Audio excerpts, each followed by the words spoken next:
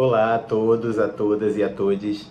Meu nome é Lucas Rocha, eu sou bibliotecário na Biblioteca Barbosa Lima Sobrinho, no CEU Parque São Carlos, componho o quadro de analistas da Secretaria Municipal de Educação e esse mês eu fui convidado para falar um pouco sobre o meu outro trabalho, que é o trabalho de escritor, porque a gente está celebrando esse mês de abril, que é o mês da leitura e da literatura, dentro do escopo da diversidade, né? E eu escrevo livros com protagonismo LGBTQIAP+, e livros para jovens. Então eu sou autor dos romances Você Tem a Vida Inteira e de Rumores da Cidade. O Você Tem a Vida Inteira, ele é um livro que tem como tema central o HIV e a forma como as pessoas encaram o HIV no Brasil hoje e a forma como elas se relacionam, né? Então o livro ele acompanha a história de 3 meninos, um deles que acabou de receber o seu diagnóstico positivo para HIV, um que não tem HIV, mas se relaciona com esse terceiro que já é HIV positivo há cerca de 3 anos.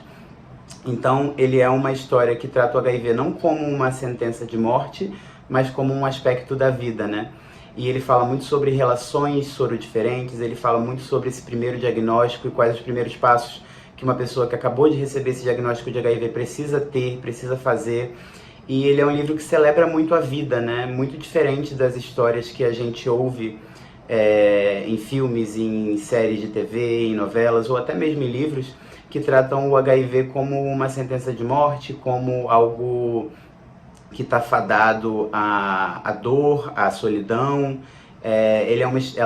Esse livro tem uma história que é muito autoastral, é uma história que trata o HIV como um percalço da vida, algo que acontece, mas não como algo que precisa ser demonizado, né?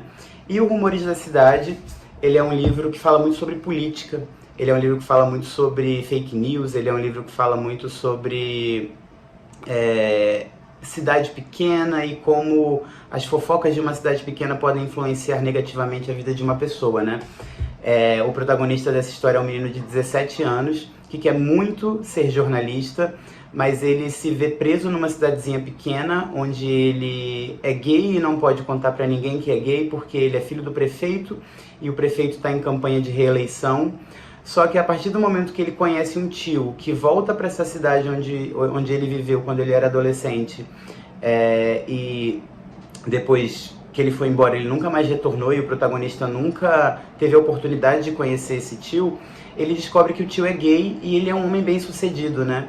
E essa é a primeira vez que ele tem uma referência positiva de uma pessoa gay e de como ela conseguiu ser uma pessoa de sucesso, né? Então ele vê nesse tio uma perspectiva promissora e uma esperança de que ele pode ser a pessoa que ele sempre quis ser, mas sempre teve medo por causa de todas as fofocas e por causa de todos os rumores dessa cidade, né, do interior de São Paulo.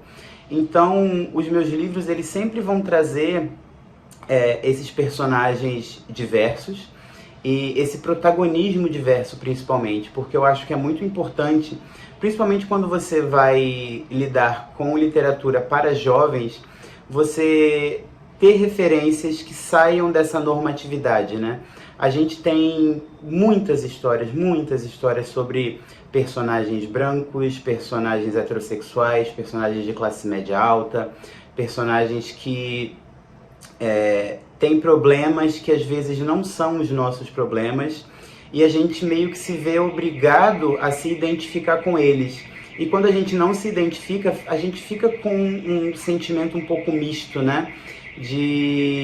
Eu tô vendo essa história, eu tô me interessando por essa história, mas ela não tem muito a ver comigo, né? Então, uma preocupação que eu sempre tenho quando eu vou tratar dessas histórias nos meus livros é de trazer essa representatividade de uma forma que não seja vazia, né? Então, os protagonistas, eles têm problemas reais, eles estão com 17 anos, 20 e poucos anos, eles têm que saber o que eles querem fazer no vestibular, eles têm que saber se a carreira que eles querem seguir é essa carreira mesmo. E além disso, eles têm que lidar com essas questões de aceitação, aceitação da família, aceitação a si mesmos. Eles têm que entender quem eles são no mundo e a forma como eles se representam, se apresentam para o mundo, né? Então, tratar desses assuntos como HIV, tratar desses assuntos como política, tratar desses assuntos como fake news, eu acho que são importantíssimos, né? Em Rumores da Cidade, por exemplo, eu quis muito trazer essa ideia de política para a adolescência, para eles começarem a entender como o voto deles, como a escolha que eles fazem para decidir quem vai ser o prefeito, quem vai ser o governador, quem vai ser o presidente do país, como isso pode impactar a vida deles de uma forma real, né? Esse livro ele foi escrito durante a pandemia e era uma sensação muito desgastante que eu tinha de achar que a política que estava ali não era uma política que eu gostaria de ver. E de que forma a gente pode mudar isso? A gente tem que mudar isso através do nosso voto, né? Então, e ao mesmo tempo no meu trabalho e conversando com outros amigos autores, eu via um desinteresse muito grande dos jovens por votar, por entender como o voto deles pode mudar ou fazer a diferença no mundo, né? E no Você Tem a Vida Inteira, a minha preocupação principal era de mostrar esse tema central, que é o HIV, né, como um percalço da vida. Porque esse livro ele surgiu a partir de uma inquietação que eu tive de ler um artigo científico numa revista que falava sobre como as pessoas encaravam o HIV hoje, né? Como elas viam o HIV hoje no Brasil. E eu achava que muitos mitos que existiam já tinham sido desmistificados, mas não era o caso, né? Então eu vi relatos de pessoas falando que a camisinha, por exemplo, ela só previne contra a gravidez, não previne contra infecções sexualmente transmissíveis. Eu vi relatos de pessoas falando que se relacionar com uma pessoa HIV positiva é uma coisa muito complicada, porque uma pessoa HIV positiva necessariamente em algum momento vai te transmitir o vírus, o que não é verdade. Então todas essas informações que eu fui pegando desse artigo e de outros lugares que eu fui pesquisar, foram importantes para eu entender que alguma coisa precisava ser feita sobre isso, sabe? E eu acho que é nisso que reside essa representatividade que a gente fala.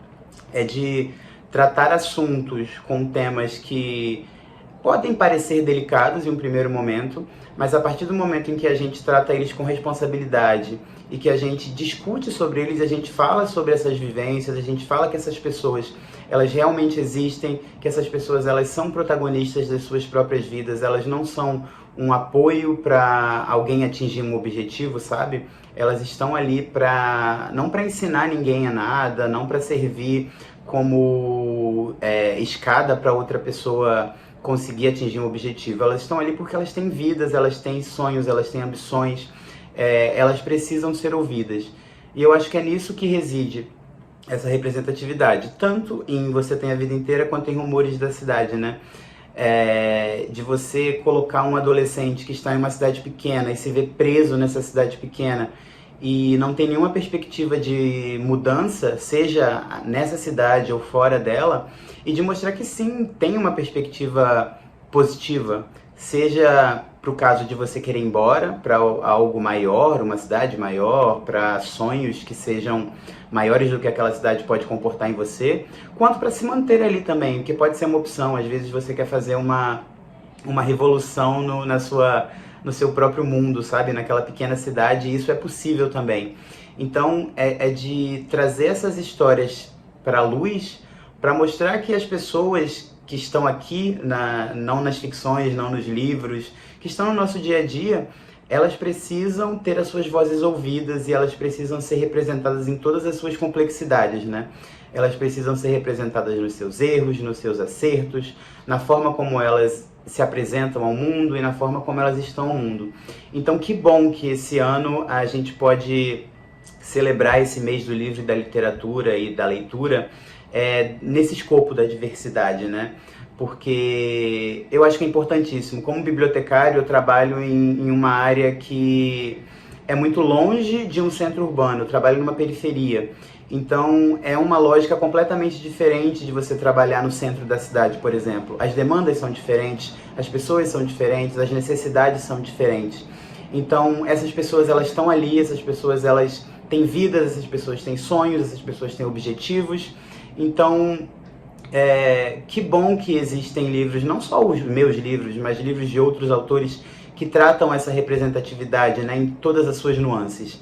Seja elas de sexualidade, como é o meu caso, como também narrativas de pessoas pretas e pardas e indígenas, pessoas de periferia, pessoas com deficiência, e eu acho que essas histórias elas são muito importantes.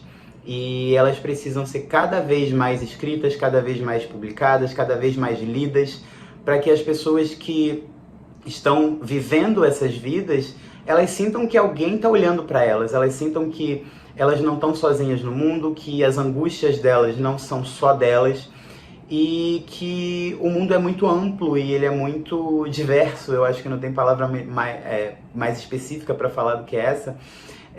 O mundo é muito diverso e ele tem que representar essa diversidade em todas as suas mídias. Eu acho que, assim como eu, existem outros autores que tratam desses temas, que trazem esses personagens para a luz, e que bom que eles existem, né? Então, eu só tenho a agradecer ao convite, só tenho a agradecer o espaço para falar um pouquinho sobre as minhas histórias, e deixar para vocês essa inquietação, né? Que tipo de livros vocês estão lendo? Que tipo de narrativas vocês estão consumindo? Vocês estão consumindo só narrativas que tratam dos mesmos personagens brancos, heterossexuais e classe média alta?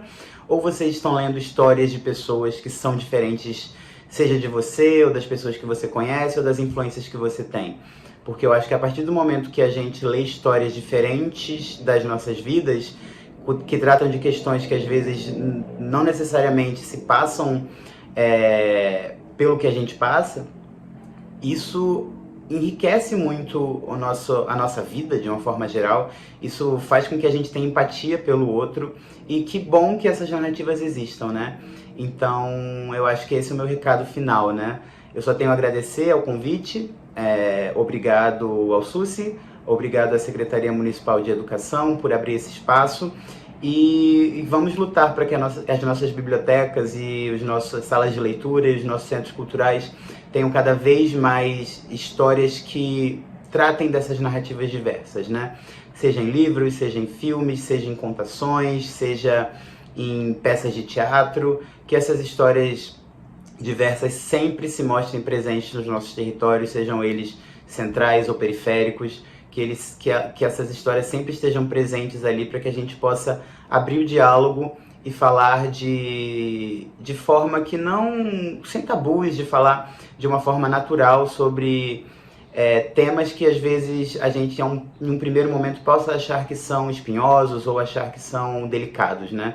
Porque um tema ele só é delicado a partir do momento em que a gente não quer falar sobre ele. Quando a gente começa a falar e começa a entender as pessoas e as angústias delas, eu acho que a gente só tem a ganhar. Então é isso, um grande abraço a todos e eu fico por aqui.